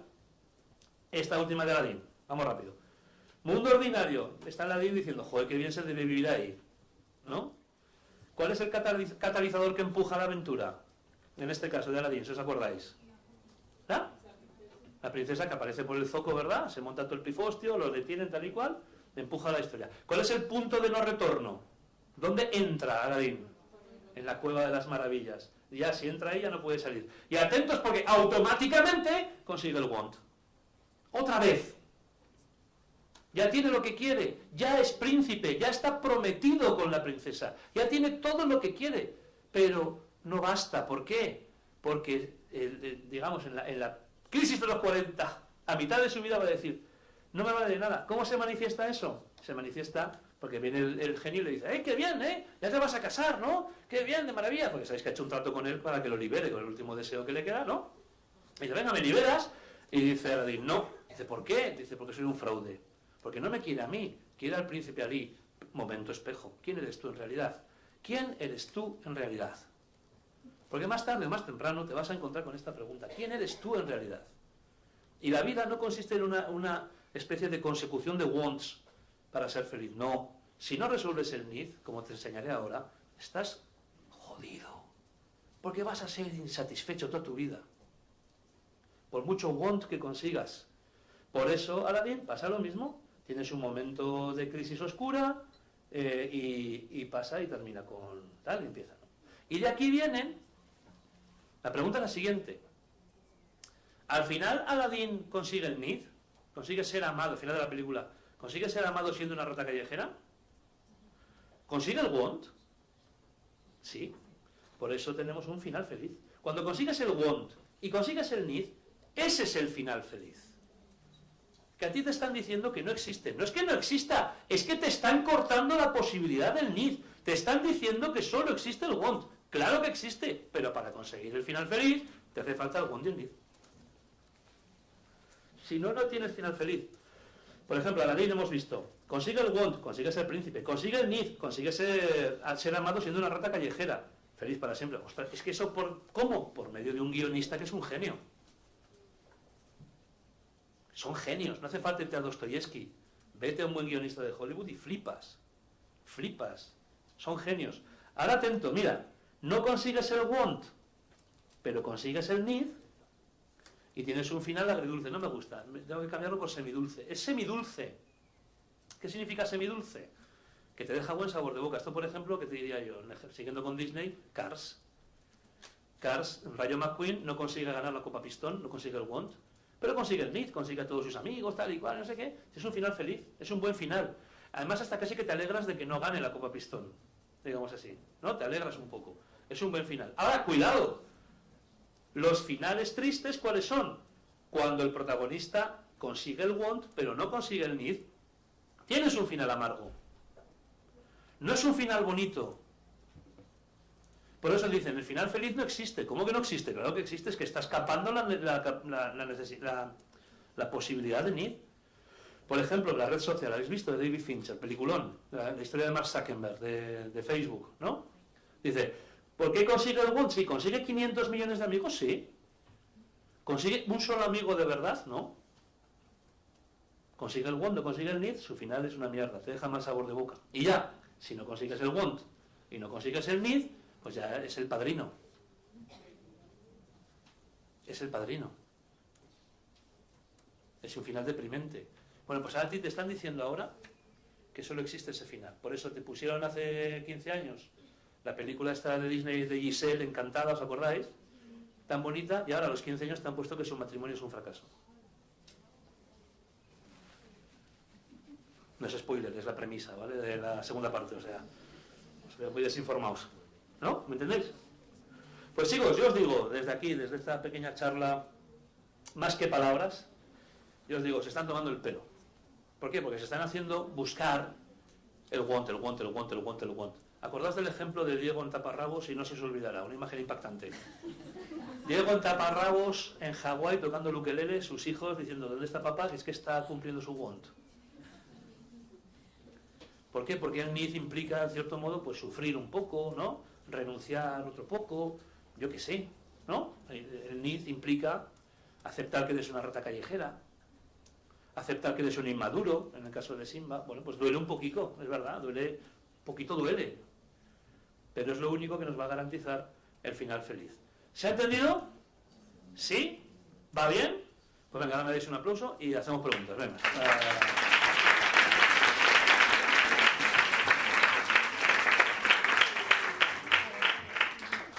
Pues tenemos creo que como 20 minutos, ¿vale? Para... Más o menos, si alguien quiere... Sí, no, tenemos 20 minutos para hacer las preguntas que queráis. No sé si hace falta micro o así, o quizá para internet, ¿no? Para la grabación. Lo tiene ahí, ok. Pues nada, si alguien quiere hacer una pregunta, yo encantado, si la sé responder, igual no sé, ¿eh? Si no sé, humildemente, yo no tengo ni idea de lo que me estás diciendo, y ya está. Adelante. ¿Nadie se anima a preguntar nada? Por aquí. Espera, que te den el micro para internet. Gracias. Bueno, en primer lugar, agradecer porque creo que las palabras reivindican una percepción del lenguaje como esa posibilidad de también ofrecer otros mundos diferentes, otros referentes y en ese sentido otros destinos posibles a los que esas manipulaciones también que se hacen desde el mismo lenguaje tenemos y que como maestros o maestros en formación estamos llamados a tener esa sensibilidad y esa escucha para saber entonces que desde la escuela o desde los lugares en que estemos, qué otros mundos o qué otras posibilidades podemos ofrecer desde el arte, desde el lenguaje, desde las narrativas. Y en esa perspectiva me preguntaba los ejemplos que nos presentaba sobre el bien y el mal, en ese también como mundo dicotómico, me hacían pensar también ahora en el discurso, a propósito de todo este género, sobre esos finales felices que también se nos venden a través de ese want que se persigue sobre el final feliz para las mujeres, el matrimonio y todo también, los arquetipos que allí también se van como... confundiendo. Usted ahorita nos decía, hay una confusión entre el bien y el mal a través de esto. Entonces no sé si pudiéramos conversar un poco también a través de esos arquetipos de masculinidad, de feminidad que se venden tras estas historias de princesas y príncipes y que también persiguen un want y que no sé hasta dónde hay una deconstrucción para para identificar o ayudar a los niños y niñas jóvenes a identificar esos needs que se necesitan en el contexto actual. Muchas gracias. ¿Cómo te llamas? Daniela. Daniela, respecto a los arquetipos más de género, que he omitido porque es un tema que podríamos estar hablando 50.000 horas más, ¿vale? Y porque me interesa menos. ¿Por qué? Porque en el fondo hemos intentado llegar a la raíz, que es el want y el need, ¿vale? Realmente habría más, ¿vale? Sería la mentira en la que es el personaje, el want y el need, habría que haberlo explicado más, pero por razones de espacio no da. ¿Por qué? Pues es la raíz. Y eso aplica a cualquier arquetipo que tú quieras, al bien, al mal, al género, a la guerra, a la propaganda, a lo que, yo qué sé, por ejemplo, Kim Il-sung, ¿sabéis quién es Kim Il-sung? Kim Il-sung es el abuelo del actual dictador de Corea del Norte, ¿no? Que su oficio era de escritor, o sea, él era escritor de cuentos infantiles. Y era un escritor bastante bueno, además. Y me llama la atención porque él ajustó el want y el need y tal, lo ajustó a su requerimiento, que era convencer de la ideología juche a cuanta más gente hubiera mejor, ¿no? Pues entonces utilizó los cuentos con eso. Pero quiero decir con esto que si tú vas a la raíz, ¿qué es esto? El want, el need y tal y cual, ahí es donde te da igual, te entra cualquier arquetipo. Es decir, ¿vale? Esa es la clave. Entonces, dentro de esto, yo donde me siento más cómodo al hablaros, sin riesgo de equivocarme, son los cuentos de hadas, ¿vale? Entonces, hay que entender bien qué significan los cuentos de hadas, ¿vale? Porque claro, ahora dices, por ejemplo, tú me dices que el príncipe, por ejemplo, el arquetipo de príncipe es, que no es tan general, por cierto, porque no sale tantas veces, pero bueno, en los cuentos que sale, porque a mí los cuentos de hadas me parecen de igual categoría, el del lobo y las 7 cabritillas, que el de Blancanieves, ¿no? Pero bueno, si nos centramos en esto, ¿vale? El arquetipo del príncipe ahora se dice, mira, es un arquetipo heteropatriarcal, ¿no? Un arquetipo machista, etcétera, etcétera. Yo te diría, pues eso es una construcción súper tardía. Eso es una construcción súper tardía. Es decir, porque entender al príncipe así lo hemos entendido desde 1950-1960. ¿A raíz de quién? A raíz de un señor que se llama Bruno Bettelheim, que escribió Psicoanálisis de los cuentos de hadas, ¿vale? Bueno, que escribió no, porque ahora se ha averiguado que Bruno Bettelheim copió Psicoanálisis de los cuentos de hadas, lo plagió, que es de otra persona, y lo publicó bajo su nombre. Pero bueno, da igual. El autor de Psicoanálisis de los cuentos de hadas estableció lo siguiente, dice, voy a interpretar los cuentos de hadas bajo una perspectiva del psicoanálisis freudiano, ¿vale? Es interesante leer el prólogo de Psicoanálisis de los cuentos de hadas. ¿Por qué? Porque Bruno Bettelheim dice una realidad que es la que yo estudio fundamentalmente, que dice, mira, los cuentos de hadas son estructuras religiosas. ¿Por qué? Porque derivan del mito.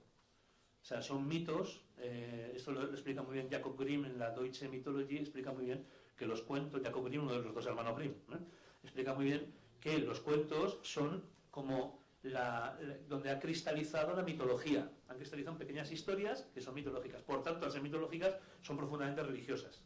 Entonces, lo que hace, quiere decir esto, que los personajes de los cuentos tienen significados religiosos. ¿Vale? ¿Qué hace Bruno Bettelheim? Dice, sabiendo esto, lo dice en el prólogo, lo podéis leer, me da igual porque yo lo voy a interpretar psicoanalíticamente. Lo voy a interpretar según las categorías de Freud. Y entonces él llega a esas conclusiones. Por ejemplo, él dice que Caperucita roja es la menstruación, por ejemplo, ¿no? Que por eso es roja. Y es el paso del tal, bueno, pues son sus categorías, ¿vale? Y él establece, o muchas otras cosas. Y es donde empieza a aparecer ya los arquetipos sexuales. Arquetipos sexuales están en los cuentos, ¿eh? Me refiero a que cuando empieza a interpretarlos en términos de género, aunque no lo llame así porque todavía no existía esta teoría del género, pero bueno. Entonces quiero decir que no significan eso los cuentos. Yo, por ejemplo, el cuento, o sea, primordialmente no significan los cuentos. Otra cosa es que hay gente que ha hecho uso de los cuentos, ¿vale? Para hacer lo que le da la gana, pero es que eso lo vemos. Es como si yo me compro el guión del Quijote, me lo invento, ¿no? Y cojo el Quijote y lo pongo en Madrid, aquí, en el siglo 43, en el futuro. Bueno, pues lo adapto, hago lo que me da la gana, pero no es el Quijote, ¿no? Se puede adaptar, pero no es el Quijote. Bueno, entonces, ¿qué ocurre? ¿Qué significa el príncipe? ¿Qué significa la princesa? ¿Qué significa el dragón? ¿Qué significa tal? Pues originalmente no se ha pensado jamás en un estereotipo de género. ¿Qué se pensaba? Se pensaba, como decía, una estructura religiosa. Eso lo podéis ver muy bien, sobre todo en los cuentos de los Grimm, se aprecia especialmente. Entonces, ¿quién es la princesa? Es decir, ¿quién es ese personaje que, por poner otro arquetipo, está encerrado en lo más alto de la más alta torre, ¿no? y tal, y custodiado por un dragón y no sé qué? Pues siempre y toda la vida ha sido el alma, tu alma, la mía, somos nosotros. Por tanto, yo soy una princesa, porque Rapunzel soy yo. O sea, en ese sentido, los cuentos originales son mucho más de género que el género, porque decimos que todos somos princesas. Yo soy princesa, con toda la barba, ¿no? Digamos, ¿por qué? Porque significa mi alma que está atrapada por un dragón. ¿Quién es el dragón? Pues el maligno, la imagen del maligno, ¿vale? Que puede en este caso tomar forma de dragón, en otro caso puede tomar forma de lo que sea. La del dragón es interesante, ¿vale? Luego te la nombro a ver si puedo. Y entonces, ¿qué pasa?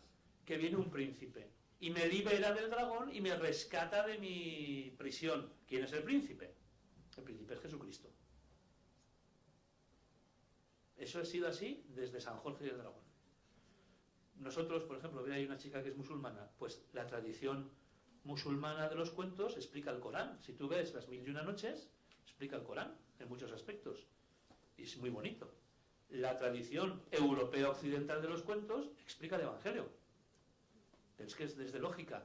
Los judíos explican la Torá con sus cuentos, ¿no? Las 1001 noches explican tradiciones y un montón de cosas del Islam. Los cuentos de tradición occidental, que son los que nos han llegado, o sea, los de los Grimm, los de Pego y los del otro lado del charco, muchas veces, que son casi más divertidos. Los de los tres cerditos, por ejemplo, que es anglosajón, o Jack y las habichuelas mágicas, que también es anglosajón de América y tal, explican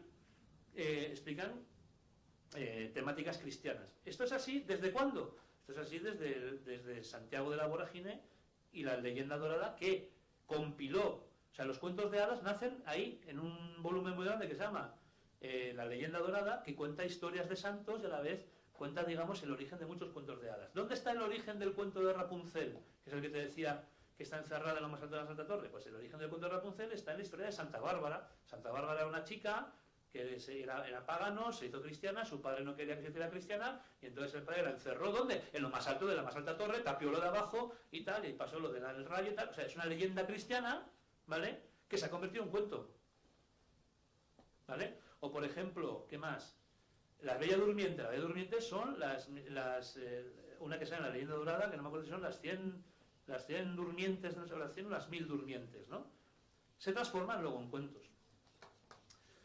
¿Y por qué te decía lo del dragón? Porque el esquema fundamental, el esquema, digamos, ¿qué es un cuento de hadas clásico, el esquema más profundo? Es, pues lo que hablamos, es San Jorge y el dragón. ¿Por qué? Porque está tu alma, en este caso el dragón se enamora de tu alma, digamos, ¿no? Y entonces el dragón te coge, te encierra en una cueva para comerte. Y viene, en este caso no es el príncipe, sino que es quien sea, el guerrero y tal, rescata, o sea, mata al dragón, rescata a la princesa y se casa con la princesa. Eso es un resumen básico del Evangelio. Yo estoy, como entienden los católicos, ¿no? Entendemos los católicos, yo tengo mis pecados, tengo mis problemas, tengo mi no sé qué, o sea, estoy bajo el influjo del dragón. Pero el príncipe, en este caso Jesucristo, lucha contra el dragón en mi vida, lo vence, me rescata y puedo vivir con él una especie de matrimonio espiritual, que es la vida de piedad y tal. Este es el esquema. Entonces, claro, si luego eso, a ese esquema, lo digo muy burdamente, claro, porque habría que hablarlo con mucha más profundidad, ¿vale? Pero a ese esquema yo le puedo aplicar la categoría que yo quiera. Es como si yo cojo el lobo de Caperucita, ¿qué es?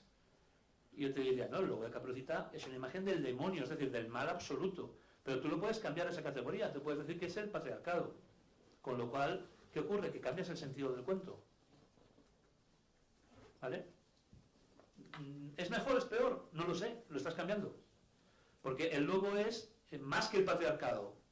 Si tú consideras que el patriarcado es malvado, pues el lobo es todavía más malvado, porque es el mal absoluto. ¿Vale? Entonces, claro, ¿qué ocurre? Que estamos bajando las categorizaciones, como te has dicho, dicotómicas. ¿Por qué? Porque ya decir blanco o negro es que ya, joder, es como que no. O sea, ya es un poco molesto, ¿no? Ya es como que afirmas, ¿no? La verdad, ¿no? Es que la verdad es una cosa que fluye, tal. No. Claro, decir blanco o negro ya es... ¿Verdad? No, pero claro, es que las categorías de los cuentos eran blancas y negras. Es que los cuentos son así. Es que los cuentos son burros. Es que los cuentos al final, el ogro explota y mancha de sangre los ojos del lector. ¿Por qué? Pues porque los niños necesitan ver morir a la bruja, al ogro, al troll y tal. ¿Para qué? Para entender que sus problemas pueden ser vencidos. Por eso las muertes de los personajes malignos siempre, por ejemplo, ¿cuál es la muerte más típica del villano? Me la sabréis decir. ¿Cómo morían antes los villanos en las películas de Disney? Todos. Se precipitan hacia abajo, ¿verdad? Caen. Todos los villanos caen al infierno de donde han venido. ¿Por qué? Porque son encarnaciones del mal absoluto. Ahora, si yo a eso le cambio el sentido, pues vale, haz lo que quieras, libre eres, pero le estás cambiando el sentido. Por tanto, tienes que hacer que el resto del cuento te encaje. Entonces, en vez de hacer una exégesis, es decir, de interpretar el cuento como es, estás haciendo una eisegesis, es decir, estás adaptando el cuento a lo que te da la gana. Porque cambias un elemento, te ves obligado a cambiar todos, ¿vale? Por supuesto que el príncipe es ridículo, por supuesto, esas mallas son estúpidas, por supuesto, claro que sí. Pero eso no es culpa de los cuentos de hadas, igual es culpa de Disney. ¿Me entiendes? No tenemos que coger el cuento de hadas y quemarlo. Y hay muchas bibliotecas en Barcelona que no dejan tener cuentos de los Grimm. Pues no sé por qué. Yo personalmente no sé por qué. Pues igual ha habido alguien que lo ha interpretado como ha querido, ¿no? O, por ejemplo, Disney siempre interpreta las cosas como quiere. Disney lleva interpretando todo como quiere desde que nació Walt Disney. ¿Nos debemos extrañar? Hizo la interpretación de los cuentos como él quiso y ahora está interpretando los cuentos como quiere ahora la ideología dominante. Porque pues si Disney siempre ha hecho lo mismo, de que nos extrañamos, ¿no? No sé si te he contestado, no es fácil, pero... ¿Vale? ¿Más cosas? Vale, ya, ¿te llamas? Espera que te den el micro. ¿Te llamas? Fanny. Fanny. Yo te quería preguntar un poco si crees que esto del dark romanticism que está afectando en mayor medida al hecho de que tengamos tantos problemas mentales o tantas afecciones la nueva generación, como puede, o sea, lo que dices de millennials y generación Z y todo eso. ¿Crees que esto también influye y al final tenemos esa tendencia a tener todavía mayores problemas y más dificultades para superarlos de nivel psicológico por todo esto? Fíjate, yo te remito, Fanny, gracias por la pregunta, te remito a que pienses cómo acababan todos los románticos.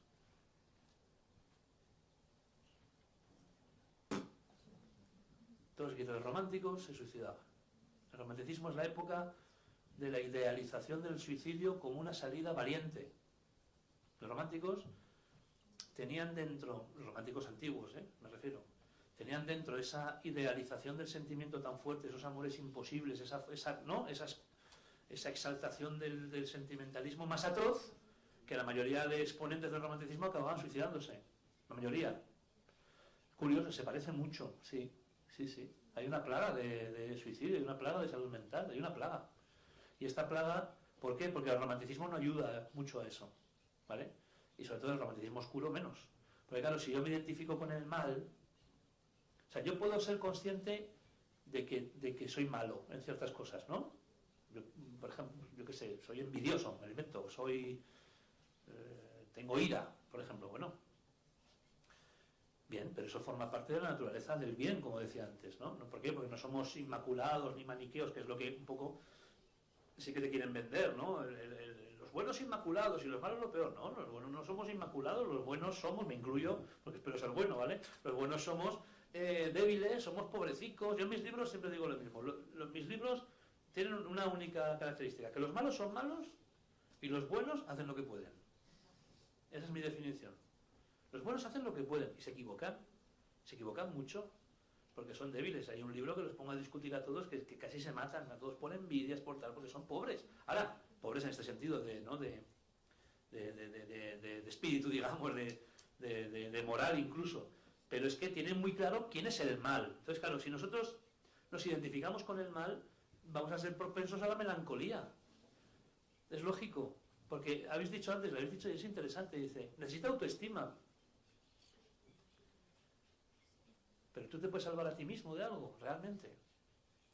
No, es que la psicología positiva dice, no, es que no importa que tengas un mal día, lo que importa es cómo lo afrontas, ¿vale? Yo lo afronto con alegría, y si hoy no puedo, joder. No, mirad el lado bueno. El lado bueno, vale, salgo a la calle, me cae una teja del edificio de la Complutense en la cabeza y se me cae en la cabeza, se me parten dos trozos, este y este. ¿Cuál es el trozo bueno? ¿Este o este? O sea, estoy como obligado a sacar un bien resiliente, ¿no? Este es el gran engaño, me parece a mí, que me tengo la resiliencia. Estoy como obligado a sacar un bien de todo lo que me pasa. Es imposible, joder, ¿y si no puedo? ¿Entiendes? ¿Y si no puedo? Entonces, ¿qué ocurre? Pues cuando no puedo, viene el fingimiento de las redes sociales, que tengo que hacer como que sí que lo he sacado. Por tanto, empiezo a vivir en una dicotomía, eso sí que es una dicotomía interior profunda, donde sufro, pero no puedo admitir que sufro. ¿Por qué? Porque sufrir es un fracaso. ¿Qué significa sufrir? Que no me he esforzado lo suficiente en sacar el lado bueno, o en perseguir mi sueño, o x 1000 millones de mensajes, ¿no? Por tanto, sí, estoy completamente de acuerdo con tu análisis, Fanny.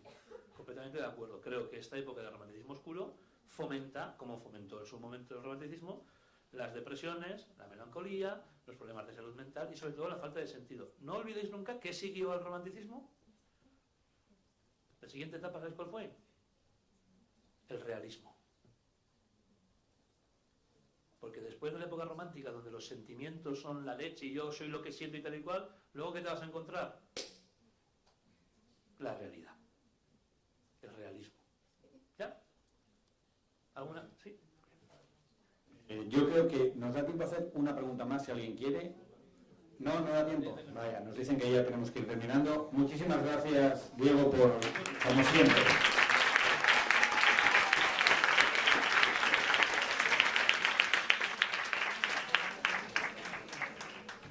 Bueno, y gracias a todos los viejos conocidos a los que he dado clase por venir y espero que lo hayáis disfrutado. Chao.